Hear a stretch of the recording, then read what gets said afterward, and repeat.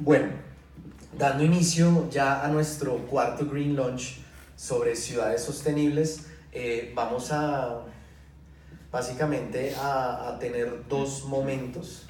Un primer momento donde habrán pues tres presentaciones desde diversas perspectivas que reflexionan desde diversas aristas el papel del medio ambiente en la construcción de ciudad dentro del siglo XXI y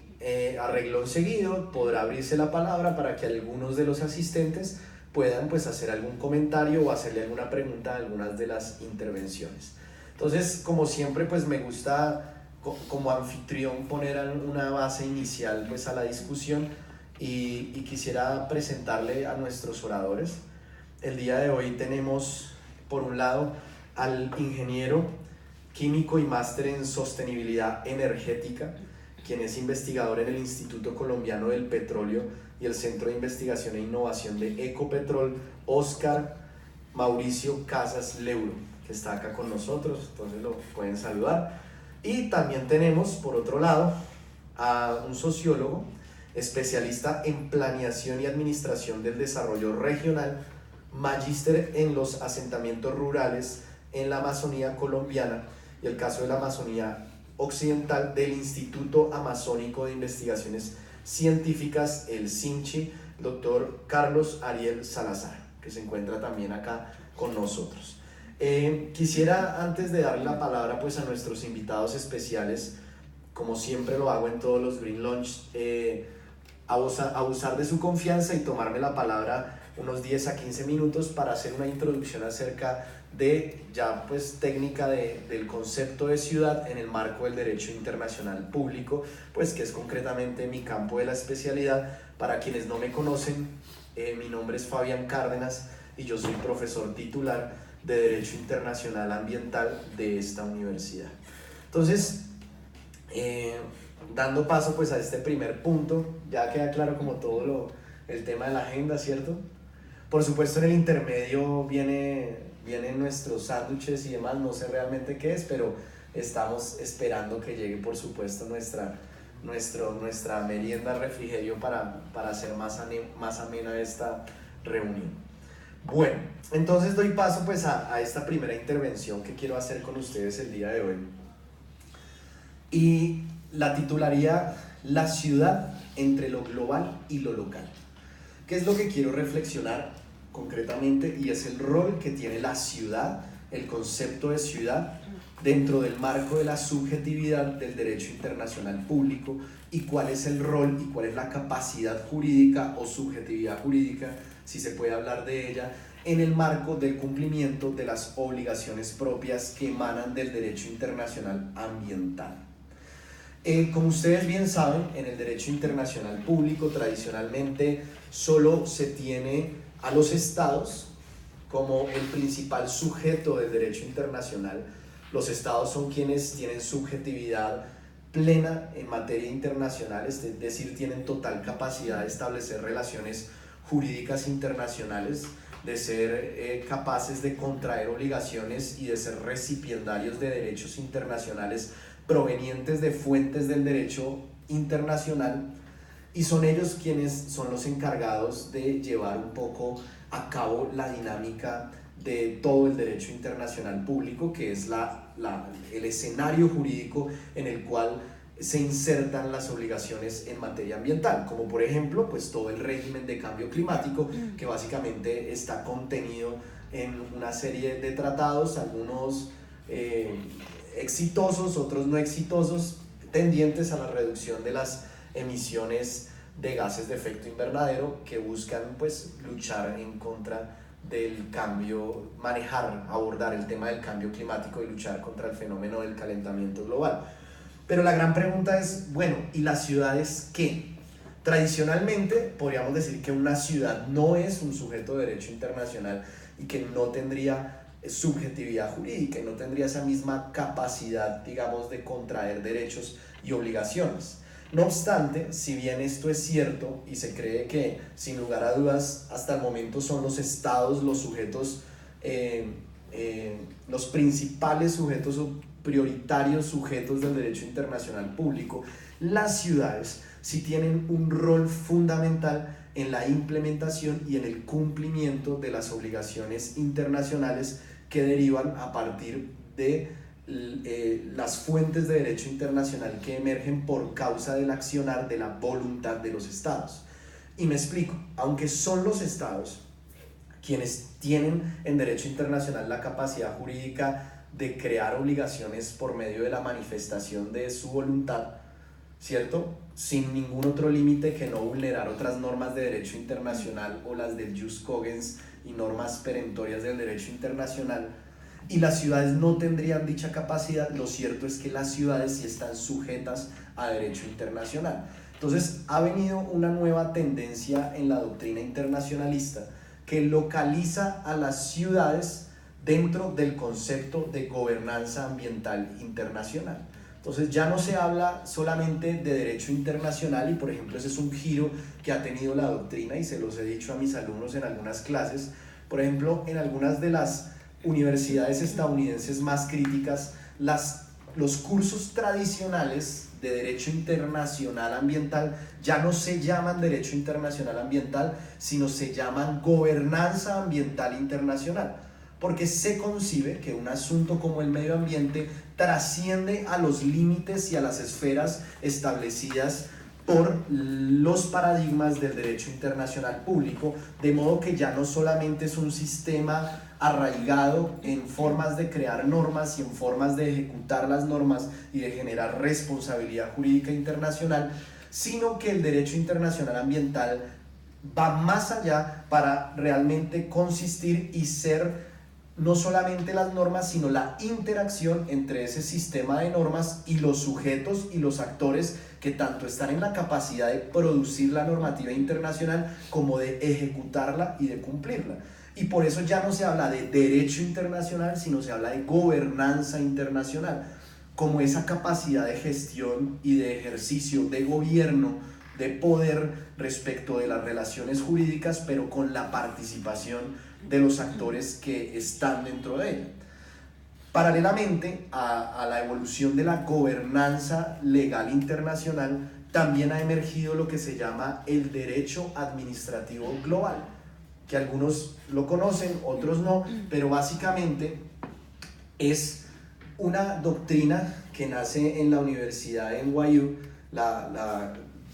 el derecho administrativo global, que lo que hace es estudiar el derecho internacional, no lo mismo desde la producción jurídica de obligaciones, sino desde las interacciones entre los sujetos que están llamados tanto a promover los esquemas normativos como a generar conductas que permitan el cumplimiento de los estándares normativos. Entonces es una perspectiva jurídica internacional que va más allá a la relación, a lo relacional, que concretamente a la existencia de la fuente jurídica y de su obligatoriedad. Ahora, ¿qué pasa con esto? Esto es un poco algo de teoría, tanto gobernanza legal internacional por un lado, que es como la nueva tendencia de estudios, y por otro lado el derecho administrativo global. Esto, sin lugar a dudas, ha permitido generar también un esquema jurídico internacional que hace posible que las ciudades tomen un rol en lo global, aunque ellas como tal están simplemente enfocadas y solamente tienen la facultad de implementación en lo local, ¿no? Siendo parte del gobierno de un estado, quien tiene la representatividad de la personería jurídica internacional. Entonces, ¿qué pasa? Bajo esas perspectivas, por ejemplo, hay una serie de doctrina que ha venido evolucionando que señalan que las ciudades son realmente el lugar o son el espacio donde está llamado a cumplirse las metas del desarrollo sostenible. No es el Estado, porque finalmente el Estado como sujeto jurídico abarca una complejidad teórica, abstracta, jurídica, que no permite la implementación de las obligaciones, pero son realmente las ciudades quienes están llamados, digamos, a lograr esos sistemas de implementación. Ahora, bajo esa perspectiva un poco teórica, yo quería mencionarla porque quería llamar la atención que ya hay escuelas del pensamiento desde el derecho internacional, que es mi campo de estudios. No es el correcto, no es el único, pero es el que yo puedo proveer en esta reunión. Ya los demás expertos nos proveerán su input desde otras perspectivas, pero lo que quiero señalar es que hay una serie de doctrina que ha allanado el camino para que sea posible insertar la ciudad, si no como un sujeto de derecho internacional propiamente dicha, sí como un actor en el sistema internacional, porque aunque la ciudad no tiene subjetividad jurídica internacional por sí misma para obligar a, digamos, a un Estado entero, sí tiene la capacidad de ser el agente de cumplimiento de las obligaciones ambientales internacionales. Entonces, por un lado, y frente a ese contexto teórico, quiero un poco cerrar mostrando eso en la práctica, qué significa. Y no sé si acá, por ejemplo, nos acompañan algunos funcionarios del distrito. ¿Qué significa en la práctica este tipo de teoría en materia internacional ambiental? Y es la siguiente, que una ciudad, ¿sí?, como llámese Bogotá, y unos funcionarios públicos que trabajan para la ciudad, no solamente estarían en la obligación de dar cumplimiento a la normatividad interna que los rige, ¿cierto?, a los decretos, a las ordenanzas, a la ley nacional y a la Constitución, sino que la ciudad estaría en la capacidad aún de dar cumplimiento a las obligaciones de índole internacional a las cuales se ha obligado el Estado a la cual ella pertenece, ¿sí? Es decir, por ejemplo, Bogotá no solamente debe estar dentro del régimen jurídico que aplica el alcalde mayor de Bogotá, la ley que lo regula y la Constitución, sino que está no solamente en el deber, sino en la obligación de dar cumplimiento a las obligaciones internacionales que Colombia, por vía del gobierno nacional, ha, digamos, adquirido. Concretamente, por ejemplo, en materia de cambio climático, el gobierno nacional, quien tiene la personería jurídica internacional, se ha obligado al cumplimiento del llamado Acuerdo de París, precisamente para buscar que la temperatura media mundial no aumente más allá del 1.5 o en el peor de los casos a 2 grados centígrados, ¿cierto? Esa obligación, aunque fue adquirida por el gobierno nacional por vía, pues, de los mecanismos diplomáticos ordinarios, la firma y la ratificación del Acuerdo de París, puede ser cumplida a través de una gestión distrital. Es decir, una gestión distrital que tenga modelos de ciudades sostenibles, ¿cierto?, que busquen precisamente atender a esas metas, está en la capacidad, pero no solo en la capacidad, sino en la obligación de cumplir con esas directivas del Acuerdo de París. Ahora, esto es totalmente constitucional. ¿Por qué? Porque si bien el alcalde mayor, por ejemplo, y todos sus funcionarios están sujetos a la ley y a la Constitución, la misma Constitución en el artículo 93 indica que todos estos tratados internacionales que conciernan a temas de derechos humanos, y hoy en día esa es la perspectiva principal desde la cual ha emergido el derecho internacional ambiental, hacen parte de la Constitución. Y entonces un funcionario no solamente tiene el deber, no es solamente una invitación, sino aún la obligación de generar modelos de implementación que permitan precisamente el cumplimiento de las metas del desarrollo sostenible. Y por eso es que algunos autores han hablado acerca de la internacionalización de lo local, ¿sí? Y de lo que, por ejemplo, esto lo hablamos en el primer Green Launch, cómo ha habido una aproximación del llamado, en inglés se conoce como el bottom-up approach, ahorita no tengo claro cómo lo traducen oficialmente, pero es la aproximación que se le ha dado al Acuerdo de París en su implementación. ¿Qué quiere decir el bottom-up approach de todo el sistema y el régimen de cambio climático universal? Que es desde abajo que se pueden permitir, digamos, y concretizar el cumplimiento de las obligaciones derivadas de un acuerdo internacional que es global. Entonces ahí es donde viene la tensión, pero realmente lo que yo quiero concluir es que no es una tensión, sino es una complementariedad entre lo local y lo global. Lo global estableciendo las metas por vía de la subjetividad jurídica y la capacidad jurídica internacional, pero lo local y por vía de la Constitución y del derecho internacional como el eje implementador concretamente de las disposiciones dispuestos en lo global. Entonces se habla de la internacionalización de lo local. Ahora, bajo ese contexto, no es sorpresa, por ejemplo, que ahora se hayan creado organizaciones no gubernamentales y asociaciones de ciudades en las cuales se toman medidas en materia de sostenibilidad y de desarrollo sostenible como tal. Hay concretamente asociaciones de ciudades que se reúnen precisamente para asegurar el cumplimiento de las metas que están en los tratados internacionales. Pero el punto es que eso no solamente es un gesto de buena voluntad, no es solo una iniciativa, sino que la propuesta es que eso es una obligación y que las autoridades locales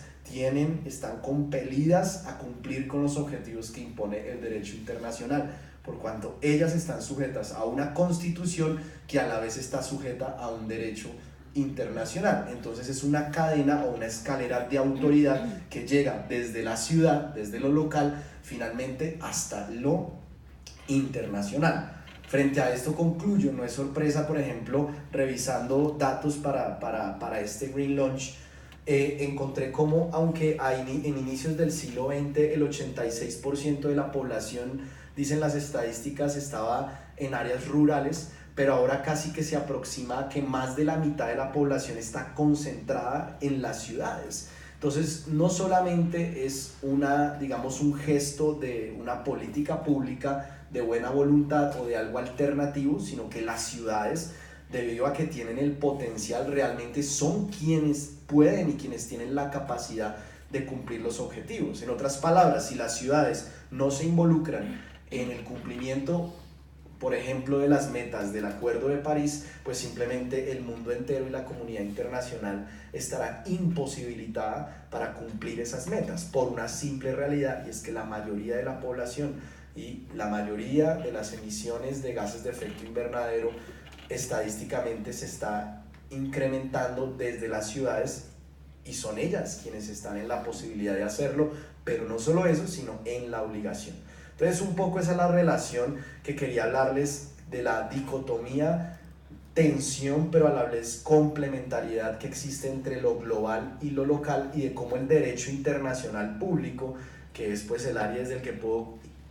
contribuir, ha permeado y ha iluminado desde lo global precisamente todo el accionar que llega hasta la ejecución ordinaria de las autoridades locales. Y yo creo que casualmente teníamos un alcalde local, seguro nos había confirmado, aún a las alcaldías locales habría la obligación de buscar una gestión que esté de acuerdo con el cumplimiento de las metas de los estándares del derecho internacional. Entonces, con esa introducción, y espero pues que sea apropiada para esto, quiero ya darle la palabra a nuestros siguientes expositores, que desde distintas áreas, desde la sociología y ya concretamente desde la ingeniería y los desarrollos técnicos propios, pues nos mostrarán cómo sería posible un poco mostrar este marco en el cual reflexionamos, ojalá para tener ciudades verdaderamente sostenibles. Bueno, muchas gracias.